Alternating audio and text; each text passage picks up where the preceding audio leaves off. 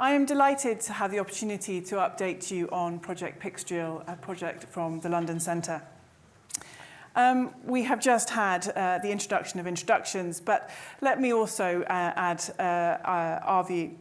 New financial instruments like stablecoins will require new approaches to supervision to mitigate potential risks to financial stability. Pyxtrial is a new tool that helps supervisors monitor the balance sheets of asset-backed stablecoins to see how closely they maintain a stable value relative to their pegs. In doing so, it provides a blueprint for how future supervisory technology could work. Stablecoins are privately issued digital assets that are pegged to other, mainly traditional financial assets such as cash. They are the point at which cryptoassets and traditional finance meet. Stablecoins are relatively new, so approaches to regulating and supervising them are still being developed. This creates an opportunity to develop new supervisory technology at an early stage of the regulatory process.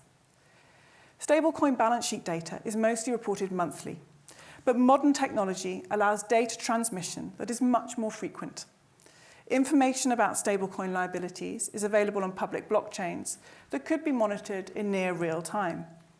But off-chain assets are currently reported less frequently.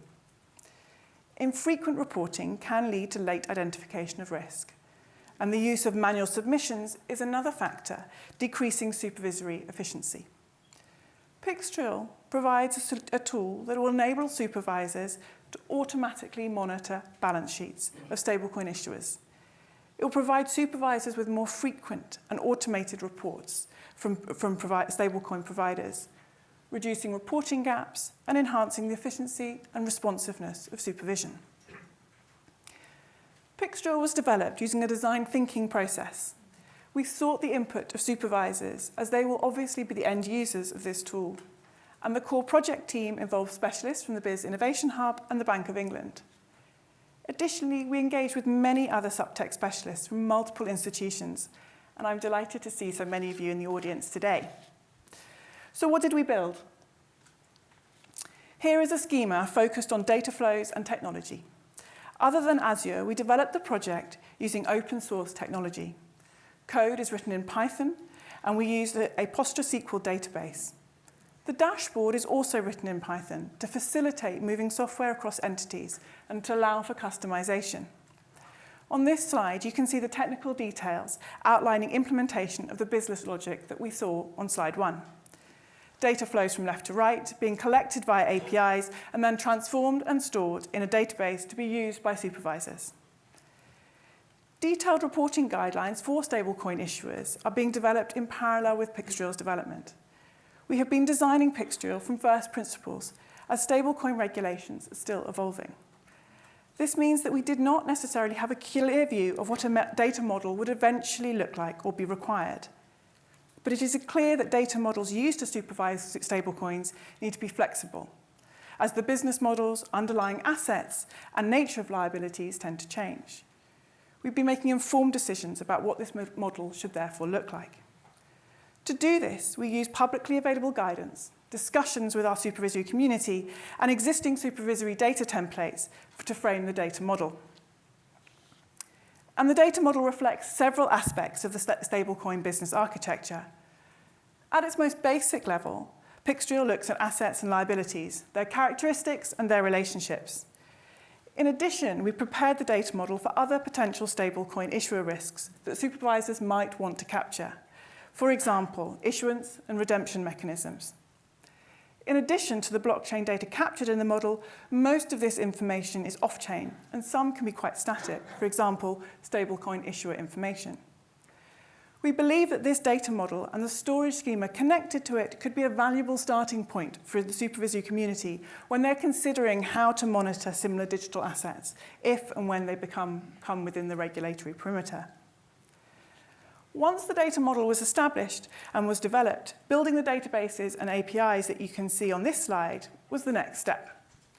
We tested both pushing and pulling balance sheet information, as this provides supervisors with a complete view and fits with their current appetite. For instance, supervisors that we heard still want to have reports sent to them, but they also want the option to directly access some additional information.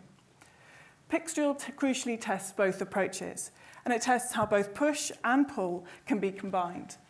For instance, stablecoin liabilities can be obtained from stablecoin issuers using submitted data, the push, but it also might be validated or enriched by pulling data from blockchain networks in near real time.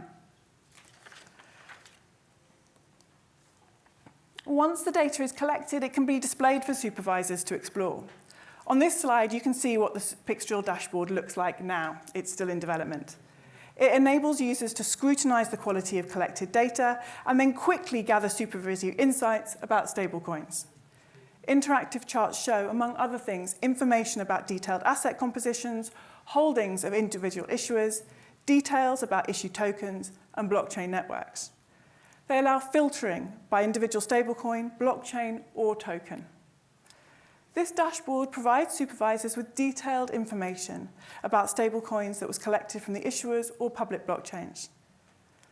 Pyxtrial is a proof of concept that aims to show how data models, data flows, and data storage can be combined to generate dashboards that can be used to monitor stablecoins for balance sheet risks.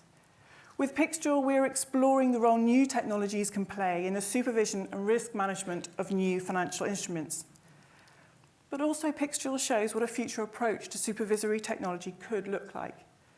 It employs design thinking to ensure that the needs of its end user, the supervisor, is baked into its features at the outset. It's modular.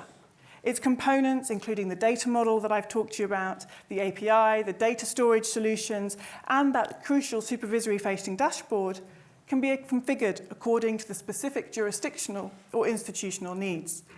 It can be used in its entirety, or it can be used in parts by other organizations. And we're currently testing this usage with another central bank.